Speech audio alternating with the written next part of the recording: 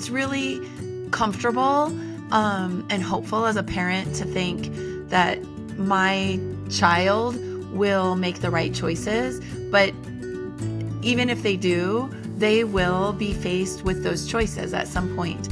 So it's better to be educated and armed with the conversations so that you can help them navigate this journey.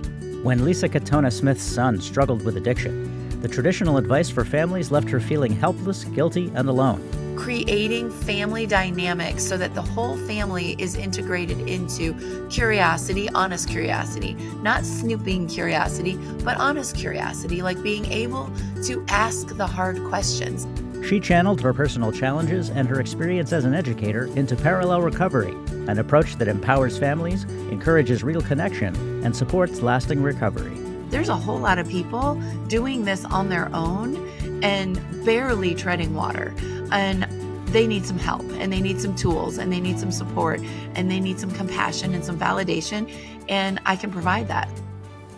My name is Randi Rubenstein, and welcome to the Mastermind Parenting Podcast. At Mastermind Parenting, we're on a mission to support strong-willed kids and the families that love them. Hi, everyone. Today, we're talking about a topic that is near and dear to my child rebellion heart, teenage me. And it's about supporting our kids as they navigate the years involving potential drugs and alcohol. And I'm really excited that I have Lisa Katona Smith. We're going to have a meaty conversation. Before we started recording, Lisa said, let's go in deep. She's just like me, like surface level scripts. They don't work. You won't remember them. So we're going to have a meaty conversation, and I am so excited to have you here on the podcast and to meet you. Likewise. Thank you, Randi. Okay, so we're talking about this scary topic that no one wants to think about. And then they get to the teenage years and, drugs, alcohol, risky behavior. It's a part of it. It's a part of it. Whether you have the child that decides to not partake or participate, then they have, I had all the different situations with my 3 kids. But even the kid who makes the choices not to participate, well, then they get left out and they're, and they don't feel like they belong and they don't understand why, so it's just, this is such a hard topic. And, God bless you for being passionate about this, because we need to learn as much as we can from you. And I would love to know a little bit more about the origin story of why you are so passionate about this. It's really comfortable and hopeful as a parent to think that my child will make the right choices, but even if they do, they will be faced with those choices at some point in their young adult lives or adolescent lives. So it's better to be, educated and armed with the conversations so that you can, help them navigate this journey. And in terms of myself, this was not a seat that I had expected to sit in. I was actually a teacher for 23 years and had planned on retiring as a teacher. And over the course of raising my own 2 sons, my oldest has struggled with mental health and ultimately substance use pretty young in high school. And over the course of kind of trying to figure out how to navigate what really became an addiction as an adolescent, I came to find out that the help that was being offered was not very helpful. There was a lot of either step back and allow this situation to unfold, which, in today's dynamic of really dangerous drug use, that's not always a good idea. And secondly, the other option was, you're a part of this problem. So sort of shaming the family into getting out of the way. Your son is a problem because you're an overbearing parent, or you're too involved, or you've paved the path for them. And I mean, if we're honest, every single parent, once we get through parenting adolescence, could look back and say, well, I could have done a few things different. I don't think there's one person that doesn't say that they could. And if you aren't, then you're probably not looking from a clear lens. But we weren't wrong in loving our son. We just needed some help in learning how to love him in a more effective way, so that we could invite him out of the choices that he was making. And that wasn't not being offered to families. And so over the course of just trying to figure it out and navigate things and survive, I really had to take a hard look at myself, and came to find out that there was a whole lot of research behind giving support to the whole system, not just the person experiencing the problems, and really comprehensive support. So once I started to kind of support myself, I had the tools, and ultimately just decided that, like, there's a whole lot of people doing this on their own and barely treading water.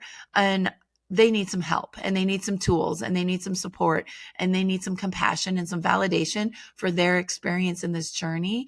And I can provide that. So that's how I ended up here. And I've created sort of a process called parallel recovery, which is the family engaging in their own recovery process, either with or separate from the person who's engaging in the problem behavior. It sounds like you created the resource that you wished had been available to you.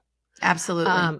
If parallel recovery had been available, how would it have looked different with your son, if you kind of paint that picture for us? Yeah.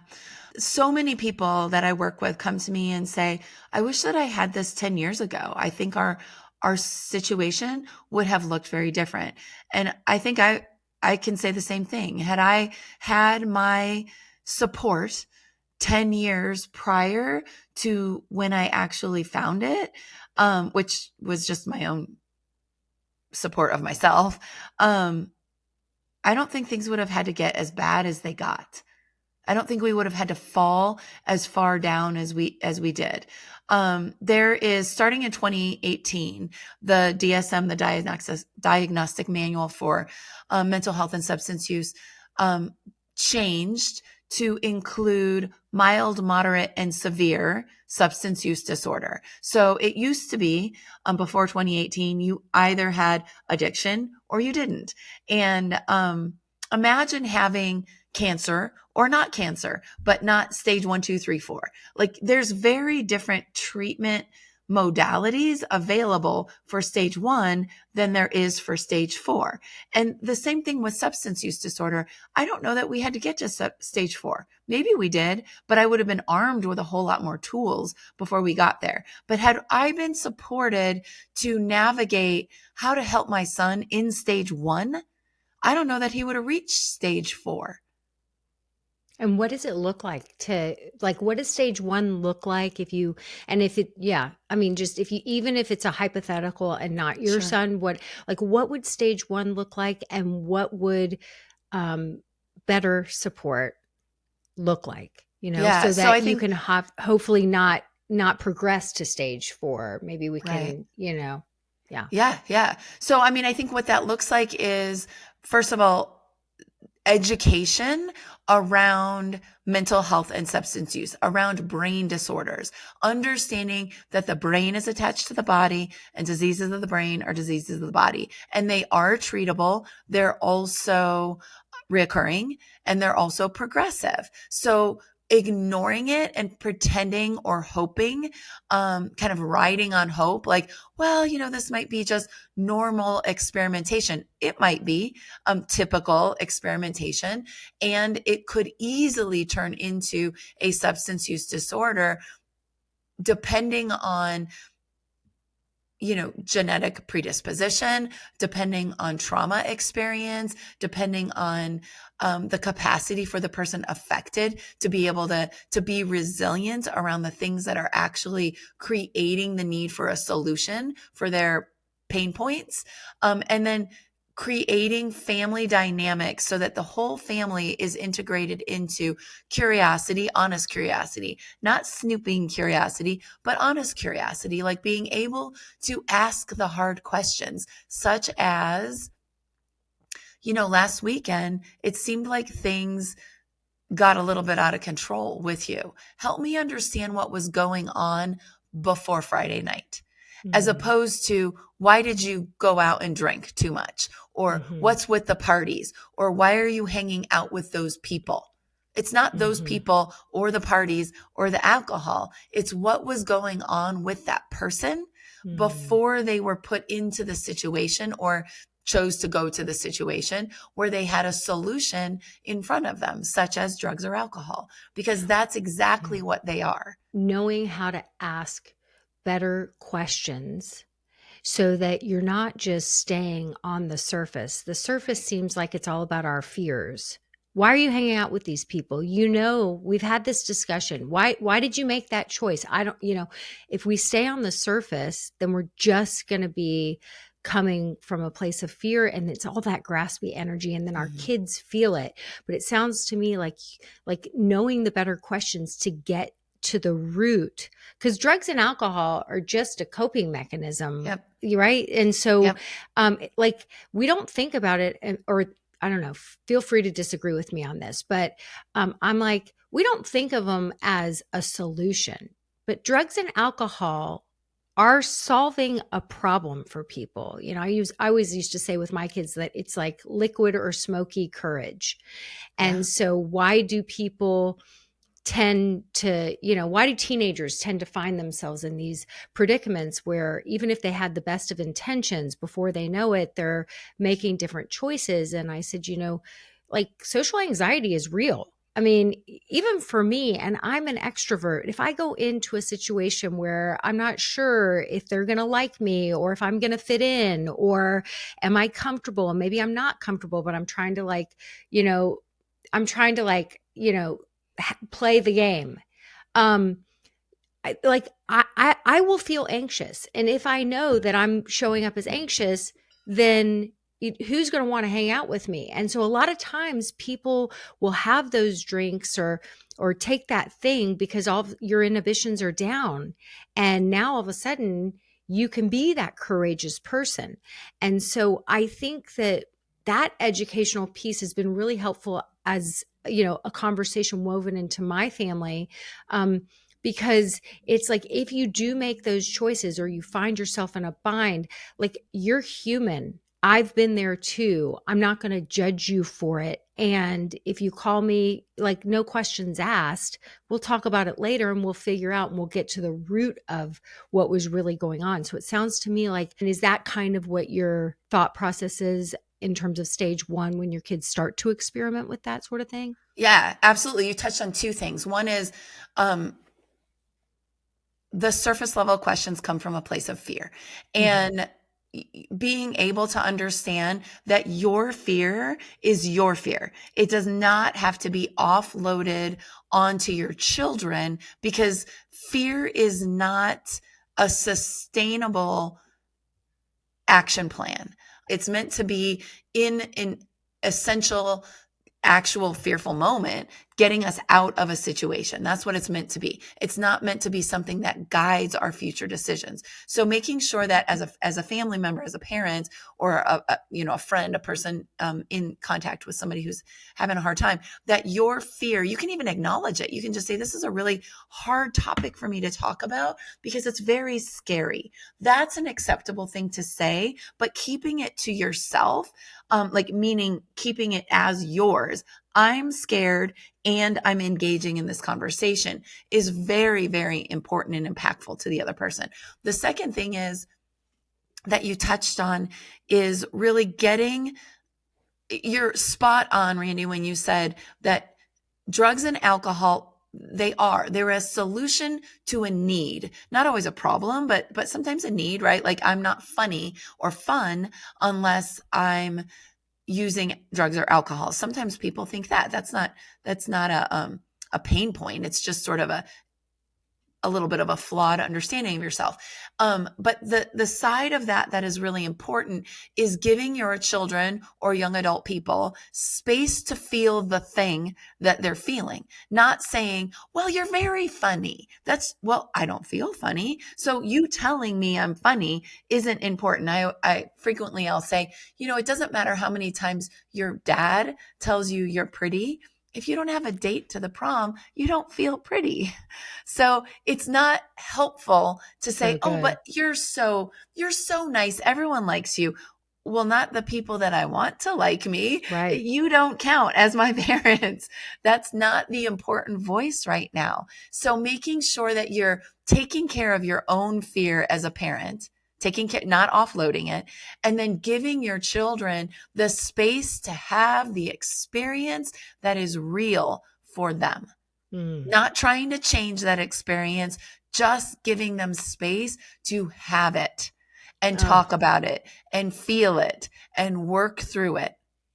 it sounds to me like your process is so beyond the typical recovery, because what you're really doing is you're helping families to get underneath the issue and just to have richer conversations in general. I mean, I remember with my youngest son, he just wasn't excited about anything, plans with friends or whatever. And this is the shadow side of not doing the drugs and alcohol. But I remember him say he was kind of in a slump, and he said, I just feel so uninteresting and uninterested. Mm.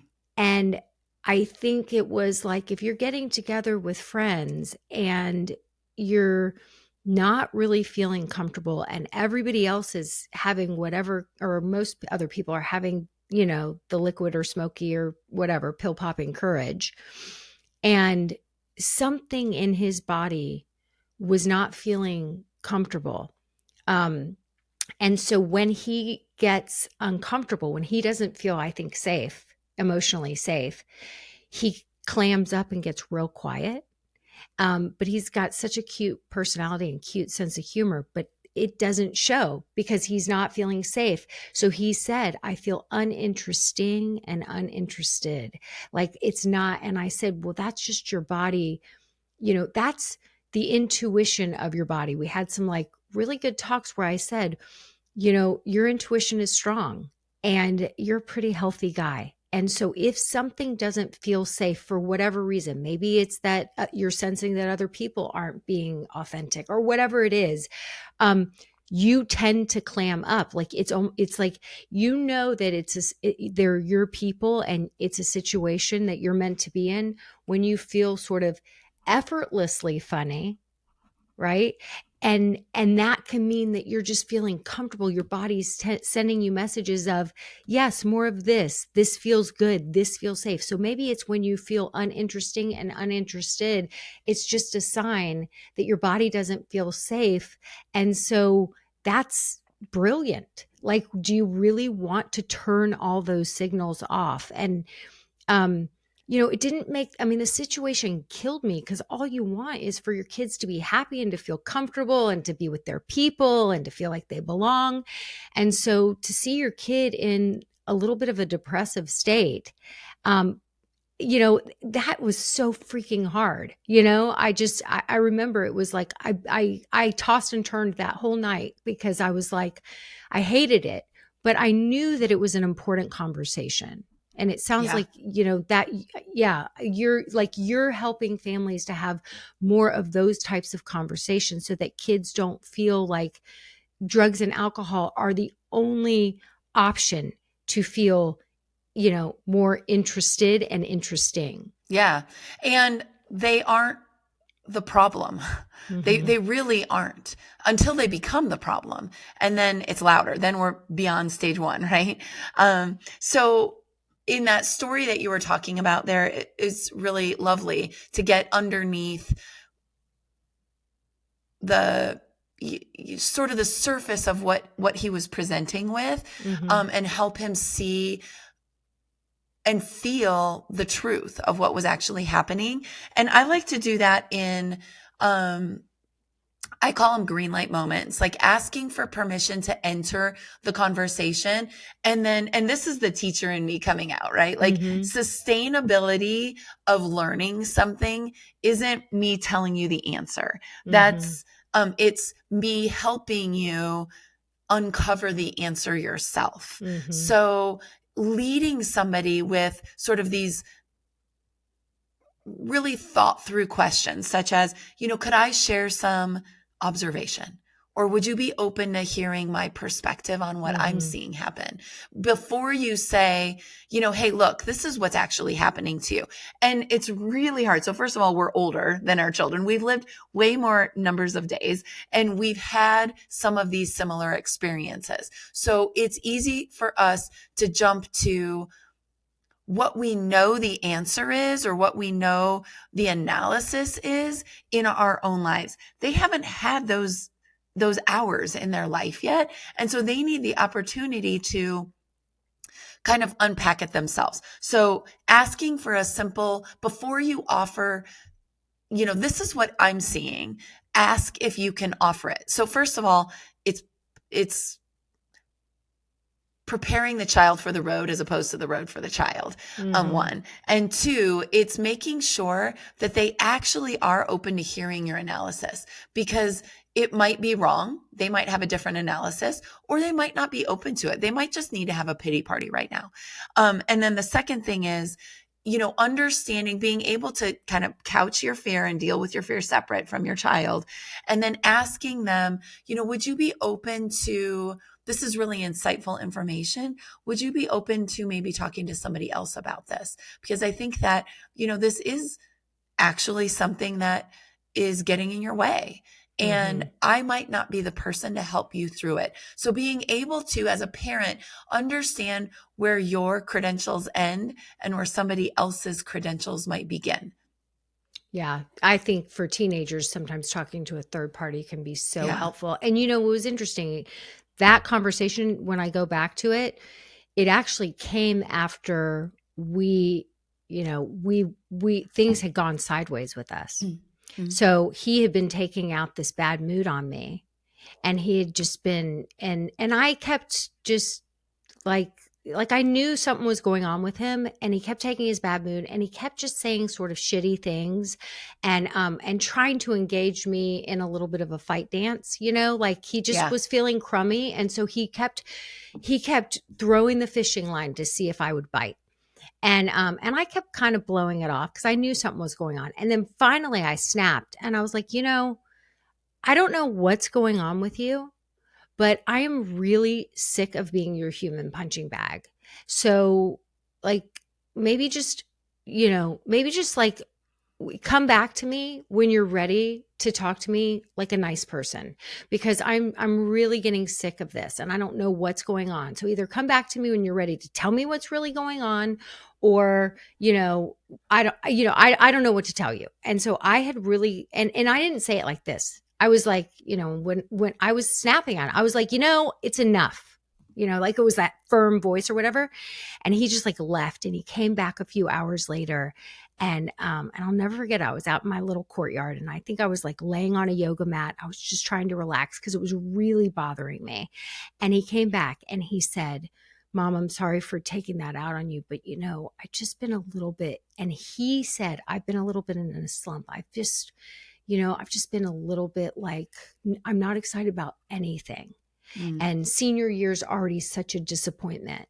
And he knows I have like a joy agenda. I tell them all the time. So like, he didn't want to, he's like not wanting to admit, hey, I know this is going to be disappointing, but I'm not exactly loving senior year. So instead, he was just treating me like dirt. And when this all came out, it was so interesting because he said, when he came, he said, I said, what is it? And he said, I just feel so uninteresting and uninterested. And I thought that was like so self-aware, even that, so like it was in the context of a whole conversation. And it was a big breakthrough, because I could also share in those moments when even I clam up, he sees me as such the extrovert, and he knows like what I do. And I'm like, there are times where I told him, I think I shared a story where I was like, when I go into a, blah, blah, blah store, or this situation, I will feel so like a fish out of water. Who hasn't felt socially anxious? you know? And Yeah. so, like, when we have kids, I mean, I remember my older son, who was a total introvert, telling me that, when he's socializing, and this was when he was in college, when he's socializing, he loses his appetite Hmm. because it took so much bandwidth, and they would all go out to dinner and whatever. And it's like, I think though, and when you're feeling those things and then you find out you can just, bond with other people by taking another shot or smoking another thing, it's almost like it seems like it's a miracle when kids don't fall into that way of coping with, not feeling comfortable in a Yeah. situation. Yeah, for sure. And, there's definitely risk factors that make some people's brains more um, susceptible to falling into the disorder of addiction. I agree with you that it's kind of amazing that so many people make it out, but it's really alarming how many people don't. The numbers are extraordinarily high. And again, because we have sort of the spectrum of diagnostics now, I think it's really important to just really understand the intentionality behind the solution that you're going to, so that you can be aware when you realize, I might be going to this more often than I'm comfortable. Or when I see my friends doing this, it doesn't look the same as when I do this. Because those are the things that, secondarily, we need to be armed with, is to understand our risk factors and understand that you're not bad if this gets out of control. You just have some risk factors that have kind of put you in a position, just like any other health problem. You have some risk factors that maybe put you at risk of falling into, this being a problem more than what other people might have a problem with. Well, I would love if talking about the risk factors. If you look back, everyone who listens to this has what we have coined a strong-willed child, which is just, Yes. Yeah. my way of saying, it's a kid that you're like, why does it seem like everyone else's kid will do X, Y, and Z, or everyone else's kid at the birthday party is doing what they're supposed to be doing, and my kid is clocking someone over the head, or hiding behind my leg and refusing to participate, and so strong-willed just seems to be like the terminology that feels kind of palatable for these kids that are puzzling, that we're trying to figure out. We can tell there's something that they need support on, and we're racking our brains looking to support them and trying to learn as much as we possibly can. So would you have described your son as a strong-willed kid? I would love to know a little bit more Yeah, about that. I don't know that I buy into the strong-willed piece. I call them game changers. Because strong-willed, became like, it really attaches to little boys too. And I'm like, are they strong-willed, or are they just a little boy? And as a teacher, I never really caught on to that. Those were the kids who ate lunch in my classroom. I taught secondary. And they were the ones who, felt comfortable in their own containers, separate from the lunchroom. So I call them the game changers, the ones who invite you and everyone around them to look at things from a different lens. Frequently, I've said that my son is the grass is blue and the sky is green person. Like, he is an out of the box guy and has been from the get go. Strong willed? No, I think my younger one was way more strong willed, more independent. But my my son who has struggled, it was the noticer. He was the sensitive one. And when I speak in public spaces with families who are impacted, I always start with raise your hand if the person you're here for is the sensitive one in your family, is the creative one in your family, is the out of the box thinker in your family, is the big feeler and the noticer in your family. And every single person's hand goes up. And, if we're honest, those are the people who change the world if given the right opportunities. They're also, growing up, the kids who don't fit into the containers that we create and provide. I have a book, and in the very beginning of my book, I talk about my son going to first grade and going into his classroom, and the teacher had everybody's names on their desk, and all the kids had to find their desk and then sit down and begin working on a piece of paper that was on their desk. And my son was so excited, and he walked into that classroom and he put his leg up on the chair and he looked around and he was taking it in. And everyone sat down. I was watching this happen in real time as a teacher. Everyone in that classroom was sitting down and adhering to the ask. And my son was taking it all in. He was experiencing the situation. And I could see that situation made sense to every one of those children. And my son's situation made total sense to him. That's what he needed to become a learner. He needed to take it in first, not follow the structure or the script of somebody else's learning process. And, hindsight is 2020, but I should have run fast away from that situation. And I didn't. I tried to fit him into that hole that was not his shape. Mm-hmm. And that was kind of the story moving forward of his experience with fitting into the structures that we create for children, and then subsequently adolescents, and then subsequently adults. And the truth is, there's a space for everybody in this world. We just need to help them find it. And when he was putting his leg up on the desk and not doing did you see that as, oh, he's so sensitive, he's such a game changer? Or at that time, were you like, just do the thing? Yeah.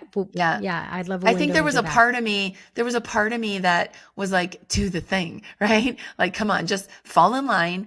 And then but he wasn't, this is why I don't like to use the word strong-willed. He wasn't a strong-willed child. He was a noticer. He was a take the world in so that I can learn that way kind of guy. And, it made total sense to him. I was like, absolutely, this is how he's going to learn, by watching and witnessing and experiencing, not falling in line. And most of me didn't think fall in line.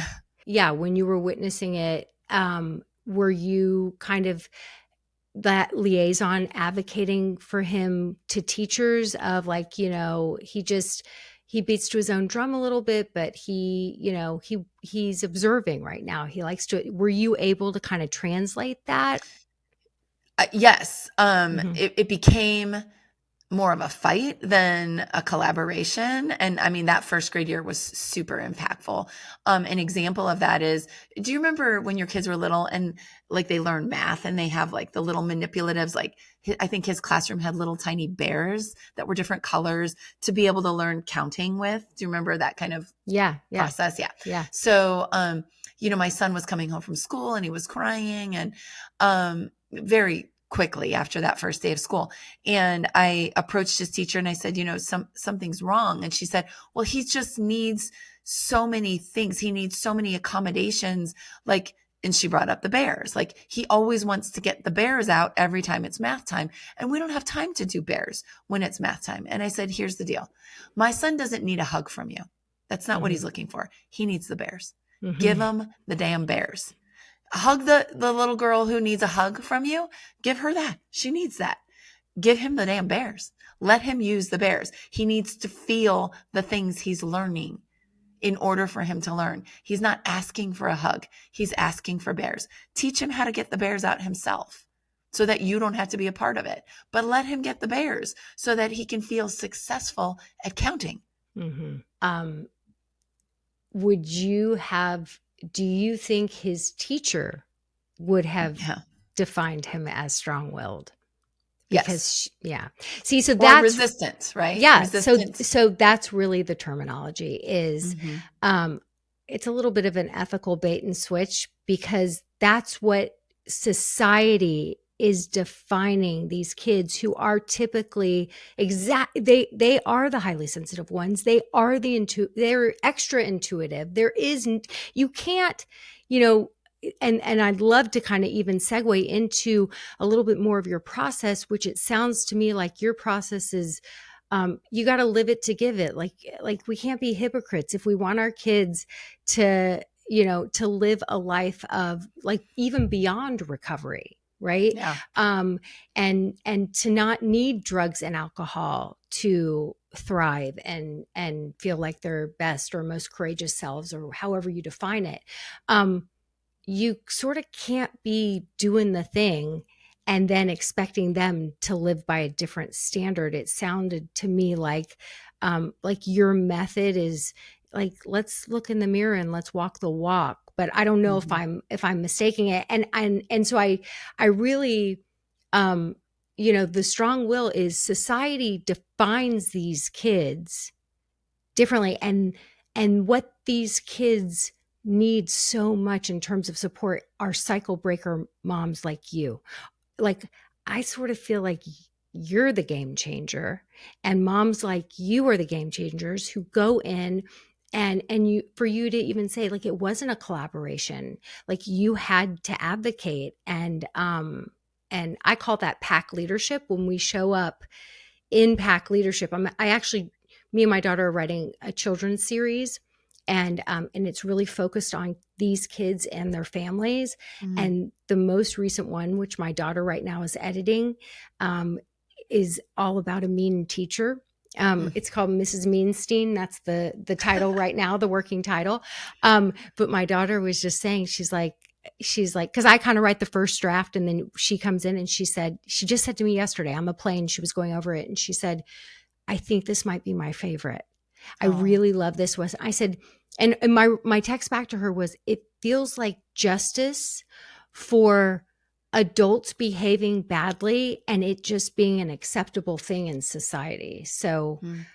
I don't know. Would you Yeah, disagree with nobody, any of that? Yeah. I wouldn't disagree with it at all. And I think, if we approach human experiences from, 6-year-olds acting out in a classroom to adults or adolescents or young adults using drugs or alcohol to soothe a pain or Mm-hmm. need, Mm-hmm.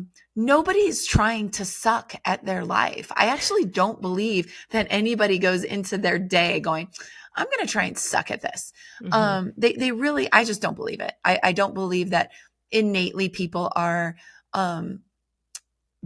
bad people. They're just having experiences that they don't understand and that other people don't understand or are afraid of or uncomfortable with as well. And Mm-hmm. when we talk about just our nuclear family, if we can start creating opportunities for our young people to have their experience, just have it, without us needing them to unhave it. They're going to learn how to have it and work through it. But we take it personal. I could have, there were moments where I did take it personal. I'm a teacher. How can my kid be the one who isn't learning the right way, quote unquote, the right way, the way that, how come he's not learning to read the way everybody else is learning to read and he needs a different system? What did I do wrong? This isn't about me at all. This is about how his brain works. So how can I show up in his human experience and how his brain works and how he sees the grass is blue and the sky is green? I just go with grass being green and sky being blue because someone told me. But what if that's not even real? What if he's right? Mm-hmm. I don't know. Maybe things would be prettier. Mm-hmm. Maybe Well, there would be answers out there that I haven't discovered yet. I mean, here, you're preaching to the choir on this. I'm like, would Silicon Valley exist, which at this day and age, we're all like, kind of wish maybe Silicon Valley didn't exist.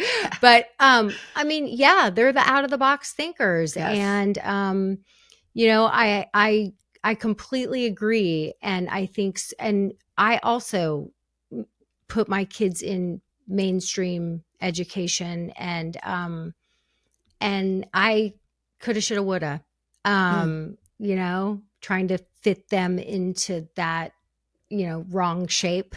Yeah. And so I wish that there were more, and nowadays more people are homeschooling. And, you know, back when my kids were younger and your kids were younger, it didn't seem like it was as common a choice. Mhm. Um, so that wasn't in the cards, but it was, you know, I was like, okay, I don't really like, and I say this to I'm like, I don't really like traditional education, actually. Mm. I think it's outdated. I think it's like, you know, it's kind of like when we look at, how is there not super trains in America like there are in Europe? Like there's, Right. you know, and it's Yeah. like, I don't understand how we haven't figured that out. And then, but it's also like, how have we not figured out that raising kids to think like leaders is not, it's inconsistent to train them to think like sheep, Yeah. and that the grass can only be green and the sky can only be blue. Like, we know better and we're not doing better for our kids. And so, I mean, but I'm not starting a school, so I can preach about it all day long. Me and my daughter were talking about it, and I was like, God, maybe we should start a school. And I was like, but then we'd have to like teach them like math and English, and that would be terrible. I just want to play with them and deal with all the social emotional learning, right? Yeah. But yeah, I would anyway. So I want us to have time to really segue into how you know, your process and your program, and how you really help when people haven't been able to have these conversations at stage 1, and they're now in a situation where it's Yeah. gone even beyond stage 1. I would love to Yeah. know more about your Yeah. process. So I would say step 1 is, hey, I don't think I've been showing up in a helpful way to you. And I've also been feeling really overwhelmed with everything that's going on. So let's, you know, kind of put it on the table that like there's some problems, right? We've been talking about the alcohol. We've been talking about the drug use. We've been talking about depression or self-harm behavior, eating disorders, like the things that are masking. I mean, insert any, maladaptive coping skill as an addictive behavior. It doesn't have to just be drugs and alcohol. That just tends to be the scariest one, the one that wakes us up. So Technology, like technology, yes, that we're dealing with it. pornography, We're like there's a dealing with, lot. yeah, we're dealing with technology right now. I'm dealing with it with my 19-year-old. He's trying so hard, and I'm going to have him on the podcast soon because he put himself on a flip phone experiment Oh, interesting. since the summer. But I'll tell you, it hasn't, he's still going on his iPad. He has an Mm, iPad. And so mhm. it's like he tried to, it's like abstaining from something, but he hasn't truly trained himself or been able to break up with that Mm. addictive habit and that addictive Yeah, pattern. You know, it's so, I mean, I'm so glad you said maybe it's drugs and alcohol, but it might be something yeah, else. And, you know, and for many of us, it's technology. yeah, absolutely. And I mean, let's be real, like that can be very impactful. It pulls you into, um, areas of the internet that are scary and dangerous and feeding information and pulling young people into it, especially young men, and really, really dangerous situations. So step 1 is, I'm sure there's been fights and conversations and arguments and exasperation and all the things that go around maladaptive coping skill behavior with a young person. And stepping forward and saying, I am not proud of how I've been showing up for myself or for you. So I'm going to do some things different. I'm learning how to address this differently. I'm also going to deal with how it's impacting me separately from you and putting it on the table. And I think that does a couple things. One, it says you're going to hear some things that sound different. It's preparing them. So it's setting it up. Second thing it does is it models what we want them to do, which is for them to come forward and say, I don't think I have a healthy relationship with my Friday nights. And I want to look at doing this different. Oh, okay. Right. They're solutioning for themselves rather than us giving them the solution. So it's modeling the way forward, and it's taking the responsibility of our discomfort off of them. And it cues them up for, you might hear some things that sound different. And then, so that's step one. Step two is, I call it loving better. And I use those words. I'm going to love you a little differently. Love you better. I'm going to learn how to love you better. And that might mean you're hearing no more often, because separating boundaries from controlling the behavior is really important. Being able to say, hey, look, this is something that I'm not comfortable with and I can't co-sign for it.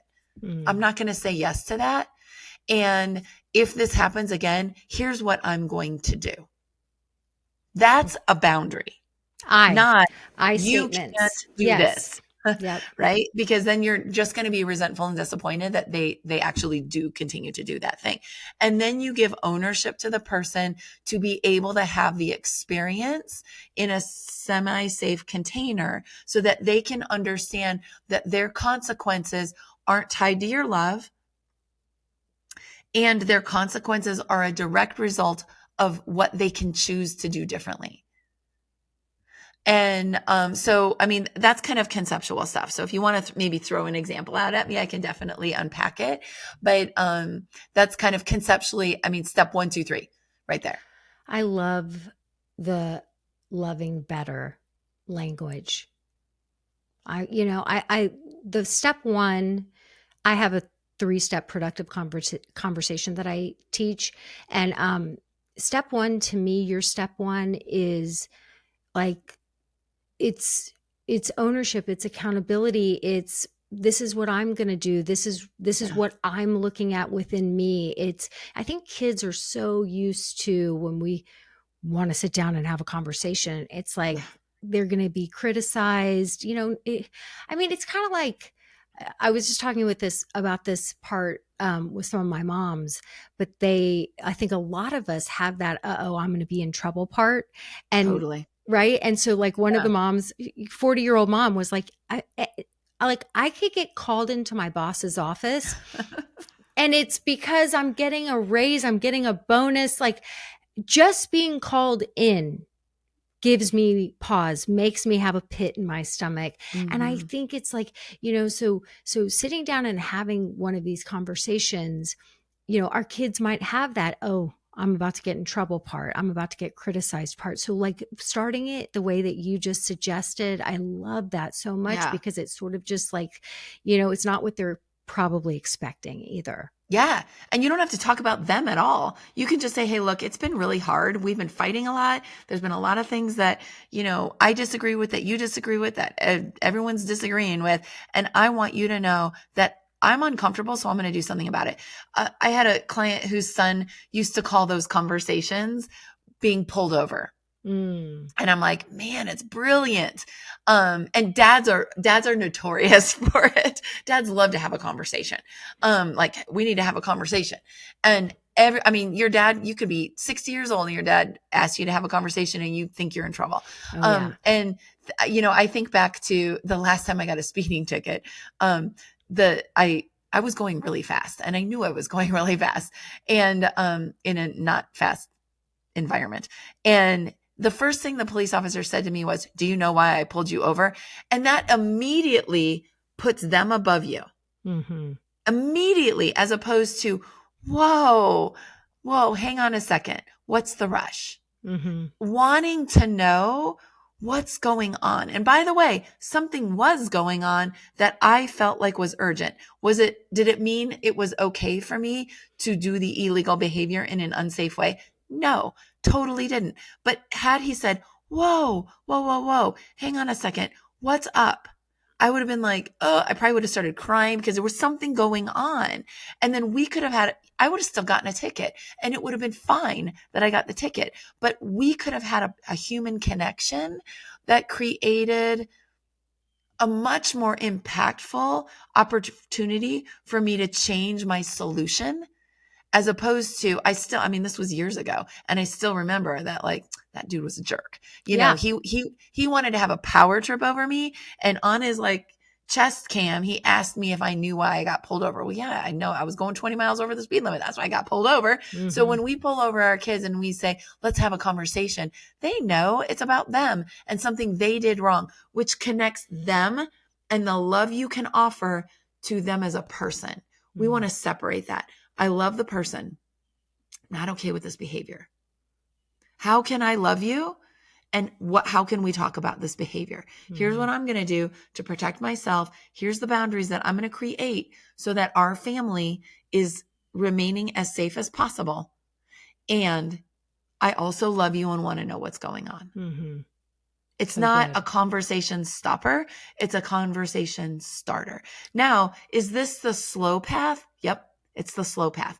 But the foundation of my kind of process of communicating this way of loving better is sustainability of the impacted family. How do I keep loving this game changer? Because they're hard. They are, if you've got more than one kid, you know they're hard. And how do I connect to the person separate from the behavior that is really difficult? Those are the two things. Sustainability in this, because it's slow and it's long, and they're going to be the one that stretches their wings long term. They're the ones that go, but why? And how do I love this person? Because sometimes they're hard to love because their behavior is difficult. Yeah. Well, what you described, I love the being pulled over example, because to me, it's the difference between power overing someone and then learning, but learning how to power with. And so your process to me sounds like a power withing. Yeah. And honestly, talking about yourself and what's going on with you and what you're committed to doing better, to loving them better. Right. I mean, that another little, I know everyone always wants the tips and the scripts. And we were kind of talking before we started recording about that, it's really about learning how to think differently. The only way you're ever going to remember some helpful tips and scripts is if you are truly thinking differently. So hopefully this conversation has helped people to start to think a little differently beyond the surface, going to the root. And when we're power withing someone, it truly is collaborative. It's empowering them. We're saying things like, I'm learning how to love you better. Or I always say, I love you too much, not to say, not like I'll say to my kids, I'm like, I have a joy agenda. I come from a place of yes. All I want to do is say yes to the ice cream and yes to the thing. And I love you too much to say yes right now, because I am thinking that, of course, you want to do this in this immediate moment, or, like it sounds crazy, but in this day and age, I was just talking to one of my kids about this. Adults are allowing the rip roaring fraternity style parties to happen at their house. Yeah. And, now my son's in college, and once you're in college, things are a little different, whatever. Sure. But, all his friends wanted to come and hang over at our house. And he was like, no. And I said, take a picture of me right now. And he had his iPad, because, cell phone doesn't. And I did a thumbs down, and I said, send that to your group chat. We're not doing that. And we were having a conversation, and I said, I don't understand. Like, if all of you guys want to get together, you don't have your own houses, you're all underage. If you wanted to take part in risky behavior, like, that's up to you guys to figure out. And I just think when it's happening at these, when it's just so cushy and easy. And I know the argument where parents say, well, they're going to be doing it anyway, I might as well keep them safe. And I'm like, but if you take out any of the friction, right? Like, thank God in this day and age, they all know there has to be a sober driver. Like, I don't know about you, but we were all behind a wheel in Totally. ridiculous, disgusting states. And so Mhm. thank goodness that has changed.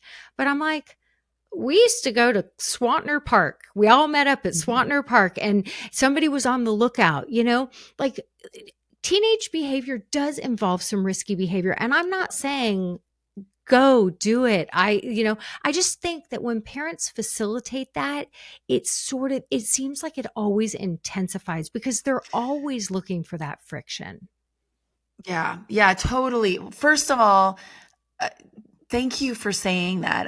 That is a conversation that is alarming, actually.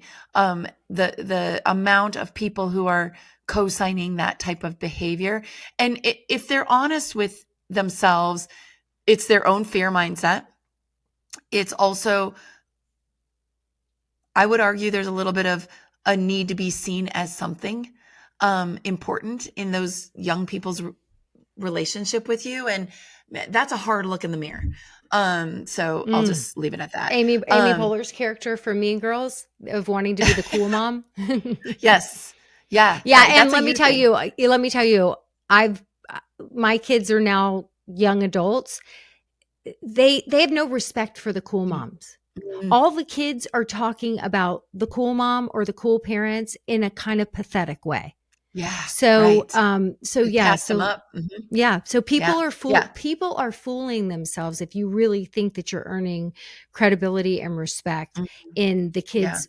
They might appreciate that you're making it super easy for them, but they don't have respect for the cool Totally. parent. Yeah. Totally. And you're also not taking into consideration and doing something very selfish. Um, you don't understand everybody's background and everybody's predisposition. And there is science behind each year of delay of introduction of drugs and alcohol makes the addictive diagnosis less. So the delaying actually does make a difference. We're talking about brains that are not done. And by the way, brains are not done until 26, 27, 28, and now even pushing, surpassing that. And there's reasons for it beyond 20 that aren't just social media and that kind of stuff, that are actually because of our length of life, living longer and all that kind of stuff. We're delaying the growth of our brain. Like these young people don't have full brains to make those good decisions for themselves yet.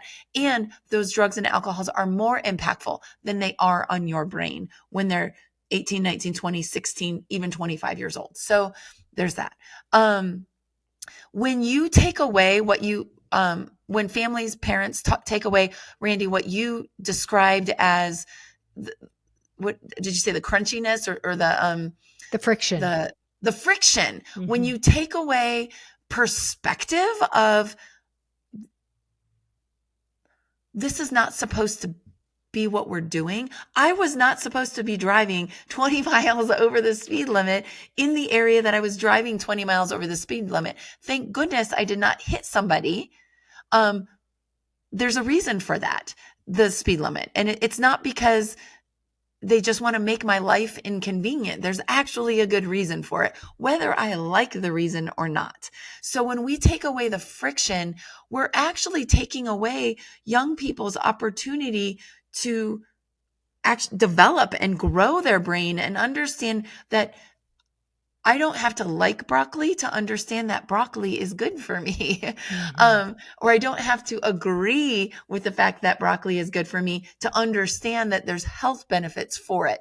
I don't have to agree with the fact that people with undeveloped brains shouldn't drink alcohol and use drugs, Right. to understand that there is a reason for it. So when you take away the friction, you're actually confusing a brain that isn't ready to look from the lens that you're looking at as a full grown lived adult.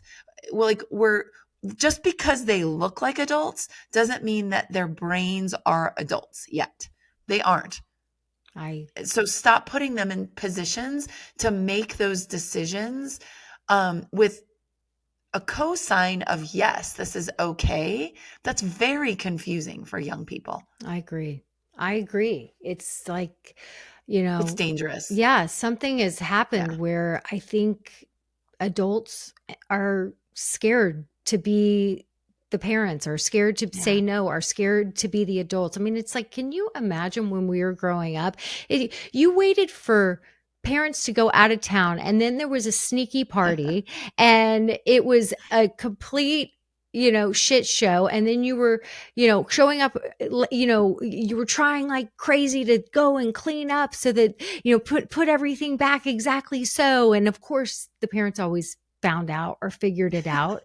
But like, that's part of the experience. Like that is the memory. And then when you're the one who, if it's at your house, it's not fun. You're worried the whole time.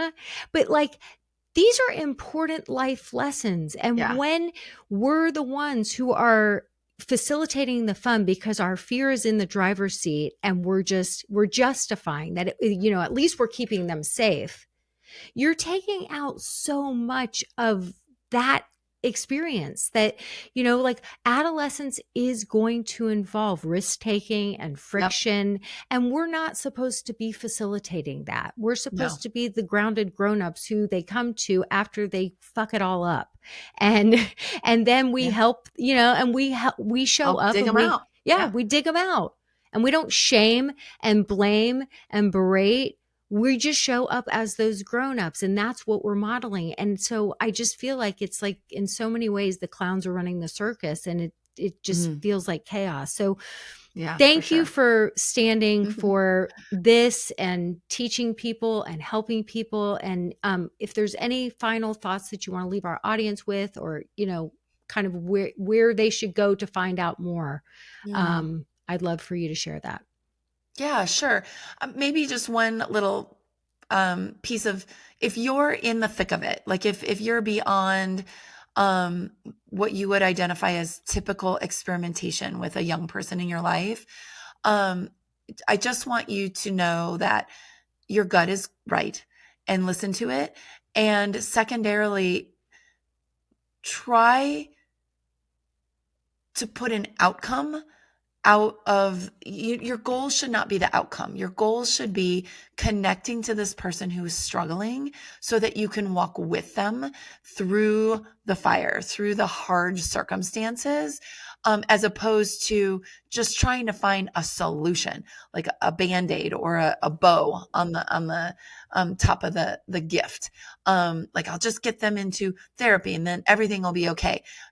This is an invitation for you to learn how to engage differently and show up differently for your young person.